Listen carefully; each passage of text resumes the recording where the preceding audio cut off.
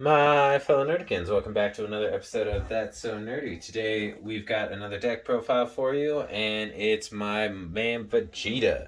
I've actually been having a lot of fun with this deck, um, a lot more than I expected. It's not really something that's super competitive, but it is a lot of fun. So we'll go ahead and get right into it. So the leader on the front side, it's just Vegeta. He's got Warrior of Universe 7. So, for those who don't know, Warrior of Universe 7 makes it so all Universe 7 cards in the deck have no specified cost. And then an auto ability that if you have a Universe 7 card in your energy, he gains 5,000 power and you get to draw when he attacks.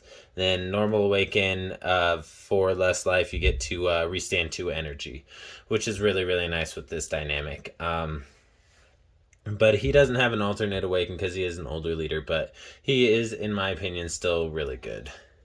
And then when you awaken, he becomes Explosive Power Vegeta. Still maintains War of Universe 7, and then his permanent changes that if you have, his auto changes into a permanent that if you have 3 or more Universe 7 cards in your drop area when this card attacks, it gets 5,000 power. And then an auto, you get to draw a card when he attacks, and then you may choose one energy, bring it back to your hand, and then place out an energy in.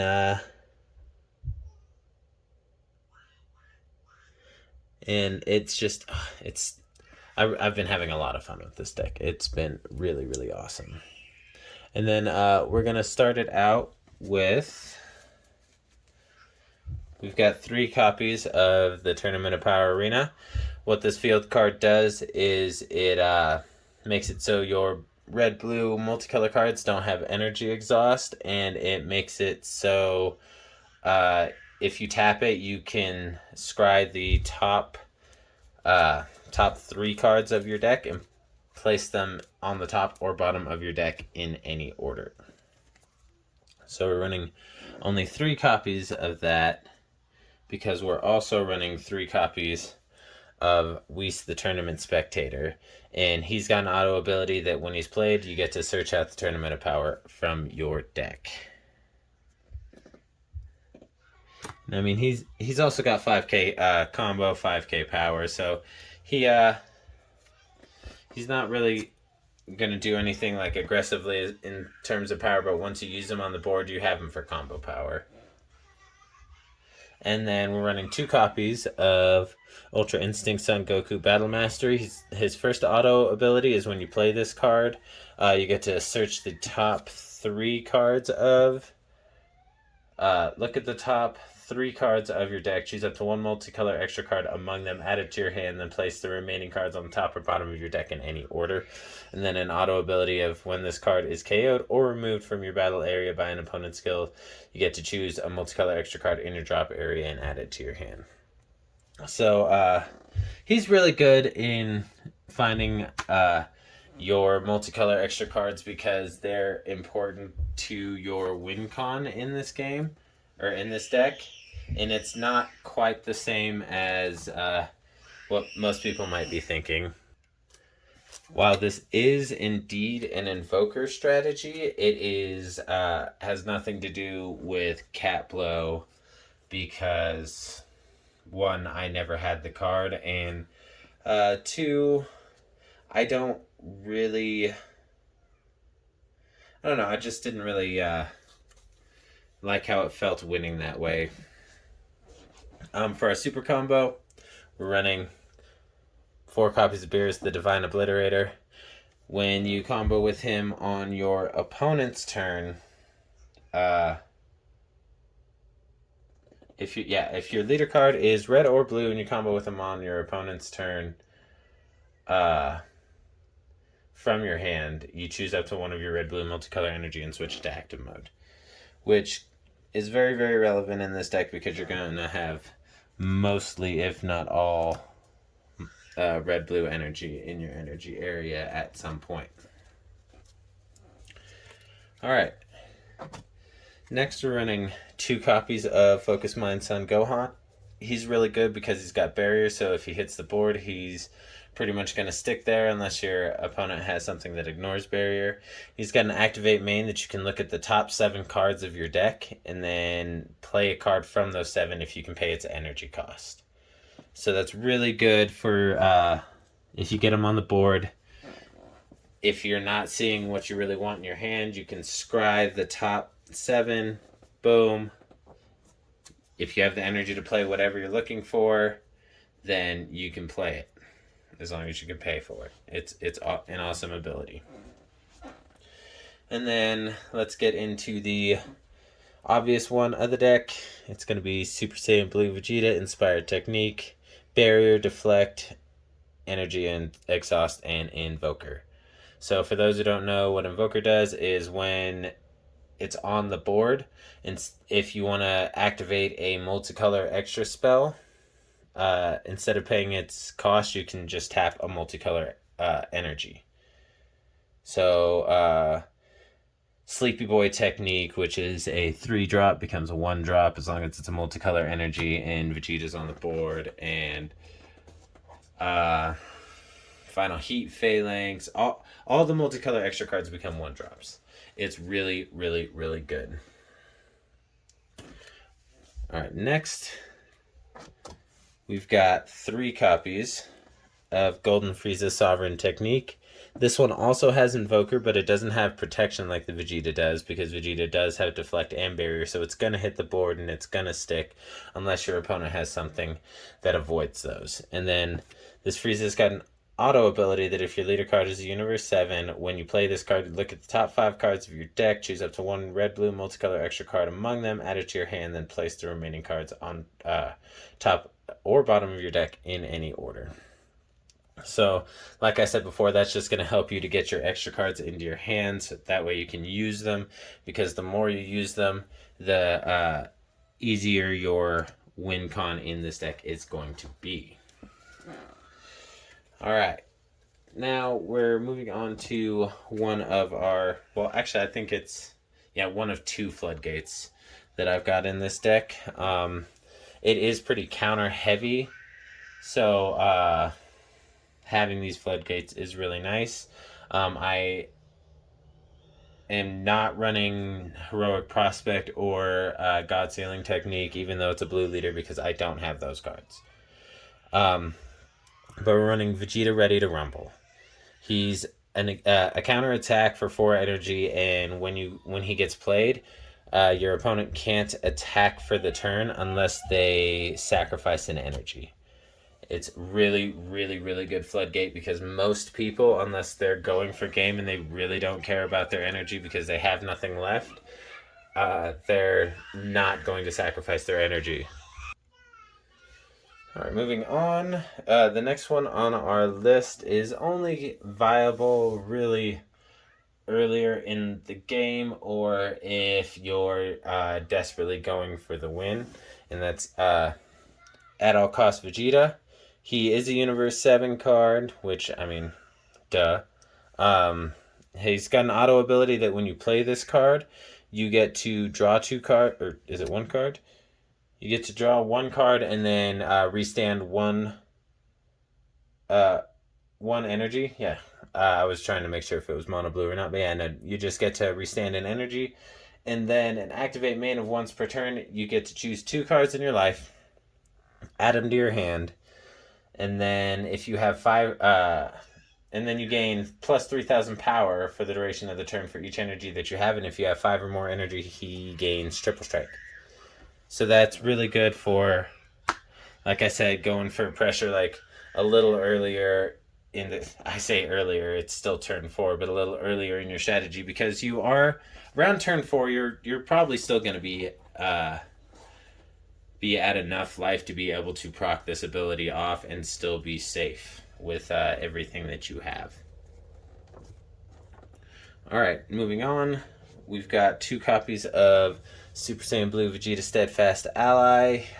He's got Blocker, Energy Exhaust, and an auto that when one of your red-blue battle cards is removed from the battle area, if he's not already in your battle area, you can play him down for free.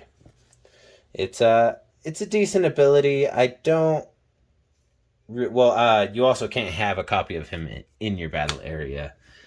Um, I don't find myself doing that ability all that much, but it is a good one to have in your back pocket in an emergency, especially since you can swap out your energy with your leader. It just makes it really good. Next, we're running 3 copies of Ultra Instinct Son Goku Energy Explosion. It's got Energy, Exhaust, and Invoker. Again, like the Frieza, it doesn't have any protection, so this one is kind of risky to play out, especially if you are playing against real counter-heavy decks. Because, like I said, he has no protection, but he has an auto ability, 2 auto abilities. The first one is that you choose one of your energy, or 3 of your energy, and place them in your owner's drop area. And then when you play this card from your hand, you choose 3 cards in your drop area, negate their energy exhaust, and place them in your energy. So you're essentially playing him for 6 and then restanding 3 energy. And then the second auto ability is once per turn when when one of your cards deals damage to an opponent, deal 1 additional damage to that opponent, which is really good when it comes to the next card that we're playing, because we're playing 2 copies of Son Goku Instinct Surpassed. It's got triple strike and deflect, so it's going to hit the board.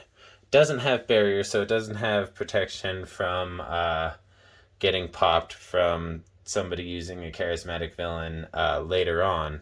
But typically, this is going to be the last card you drop on the turn that you play him, and then you're going to be using his ability to just go in, because his activate main is you choose 2 red-blue multicolor extra cards in your battle from your hand and or drop area, and then send them to your warp, and you choose your opponent's leader. It gets minus 5,000 power for the turn, and you get to switch this card to active mode. So you get a 35,000 swing, pitch 2 multicolor extra cards of warp, restand, neg the leader, swing, do it again, do it again, do it again, because with the ability of this deck to continuously scry every turn, make sure you're constantly getting extra cards into your hand, it makes it really easy to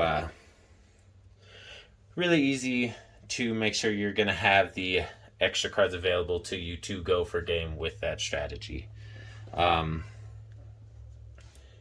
Now, it is counterable, but like I said, this deck wasn't meant to be like super competitive. It's just meant for my enjoyment. And then the last of our battle cards we're running, didn't mean to bump the camera, running Baby Hatch. Best SCR in the game. I know most people save the SCR for last, but since it's a battle card, I'll just go ahead and go over it because there's a lot of extra cards that are in this deck. So let's go ahead and get right into the rest of the extra cards. We're running 4 copies of D Magic because it's a blue leader, so why not? Counter attack, you get to restand 2 energy if you pay 1. Sparking 5, you can take a life to your hand instead of paying the energy cost, and then you get to restand 2 energy anyway. Really, really, really good negate. Best blue negate in the game. Arguably one of the best negates, period, in the game. Then we're running 3 copies of Chilled Armies Reinforcements. This is like a pseudo sparking counter, because you don't actually need to meet sparking. You just need to be at 5 life, and then you can take a life to your hand, play this out, and then after you play this out, he plays out a token that has blocker for the turn. So he's essentially a double counter attack, which is super nice. Alright, now we're moving right along into our multicolor extra cards. These are going to be all the ones that you want in your hand and or drop area at the end of the game. I'm running 4 copies of Emperor's Death Beam, Really, really good attack because it's got activate battle and main or slash main that you get to neg one of your opponent's battle cards, ignoring barrier by 30,000 power. So that's essentially going to take out almost any card. Any card that your opponent has, that's essentially going to take it off the board. And since it's an activate battle, you can wait until they've comboed up. You know what their power is going to be. You can neg it down. So good. So good. And then we're running 4 copies. Oh, I almost forgot. It's got a second activate main that if this card is in your drop area, you can pitch it to your warp. And if the top card of your deck is a multicolor extra card, you get to add it to your hand. If not, you get to put it back on the top, I believe. Yeah, you place it right back on the top. And then we're running 4 copies of Sleepy Boy Technique. It's counterattack. Once you have Invoker, it becomes a 1-drop. Same with this one. Counterattack, you get to draw 2 cards, and then you send one of your opponent's battle cards back to their hand. It doesn't ignore barrier, which is fine, but such a good counterattack. It's really fair at 3, busted at 1. Once you meet Invoker, it becomes quite a busted counterattack because you just fill up your hand. You're getting the extra cards into your hand that you need for your win con with your Instinct Surpassed. Just so good. And then we're running 3 copies of Final Heat Phalanx. It's a counterplay, and if your leader card is blue, choose up to one of your leader cards that gets 5,000 power for the turn. And then if the battle card your opponent is playing has an energy cost of 6 or less, it gets bottom decked instead. Really, really good because then you're not filling up their drop, so they have access to Overrealm. You're not giving it back to their hand like a lot of blue counterplays do.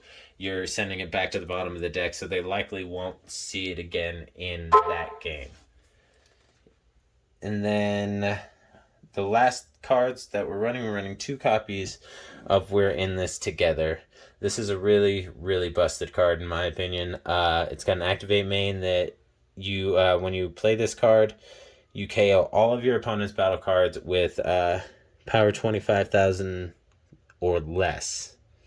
Doesn't ignore barrier, but second activate main is if you pay a red energy, you can bring this card back to your hand from your drop area. Such a good card. That's actually the reason why I'm only running 2 of them. If you didn't have that ability to constantly bring it back to your hand, I would be running 4. Guaranteed. I'd be running 4 of, and this would be a 55 card deck instead of 53. But that is my take on the U7 Vegeta Invoker. Like I said, I've been having a ton of fun with this deck. I've been testing a lot of different builds, a lot of different, like, quote-unquote boss cards, and this is the one I've been having the most fun with. If you like what you saw, go ahead and smash that like button, leave a comment, and subscribe. Tell me your thoughts, any critiques that you might have. And I take all advice from all comers because we're all human. We all make mistakes, and we all don't think of everything. So y'all just stay